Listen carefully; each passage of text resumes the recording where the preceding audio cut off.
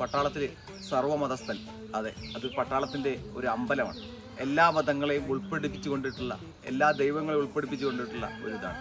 ഞാൻ പലപ്പോഴും ചിന്തിക്കാറുണ്ട്, കേരളം സൗഹാർദ്ദത്തിന് ഏറ്റവും പേര് കേട്ടിട്ടുള്ള ഒരു സംസ്ഥാനമാണ്. പക്ഷെ അതിനെക്കാട്ടിലും എല്ലാ മതങ്ങളെയും ഒന്നായി കണ്ട് എല്ലാ മതങ്ങളുടെ ആചാരങ്ങളെയും മാനിച്ചുകൊണ്ട് നടത്തിക്കൊണ്ട് പോകുന്ന ഒരു ഇൻസ്റ്റിറ്റ്യൂഷൻ അല്ലെങ്കിൽ വലിയ ഒരു ഓർഗനൈസേഷനാണ് ഇന്ത്യൻ ആർമി എന്നുള്ളത്.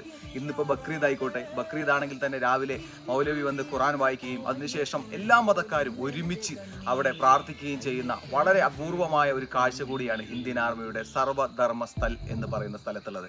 നമ്മൾ ഷോർട്ട് കട്ടിൽ MMG എന്നും കൂടി പറയും, മന്ദിർ, മസ്ജിദ്, ഗുരുദ്വാര. ഇതിന് ഒരു പ്രത്യേക സമയത്ത് തന്നെ നമുക്കൊരു പരേഡ് പോലെ തന്നെ അവിടെ അമ്പലത്തിൽ പോയിട്ട് നമ്മൾ ചെയ്യാറുണ്ട്. അതായത് ഒന്നില്ലെങ്കിൽ സൺഡേ അല്ലെങ്കിൽ ചൊവ്വാഴ്ച 1 മണിക്കൂർ എല്ലാ മതങ്ങളെയും ഉൾപ്പെടുപ്പിച്ചുകൊണ്ട് അവിടെ എല്ലാവർക്കും ആർക്കും ഒരു ഇതുമില്ലാതെ എല്ലാവരും ഒന്നിച്ചു വന്ന് പ്രാർത്ഥിച്ചു പോകുന്ന ഒരു വളരെ അപൂർവമായ ഒരു കാഴ്ച കൂടിയാണ് ധർമ്മസ്ഥൽ എന്ന് പറയുന്ന ഈ ഒരു അമ്പലം.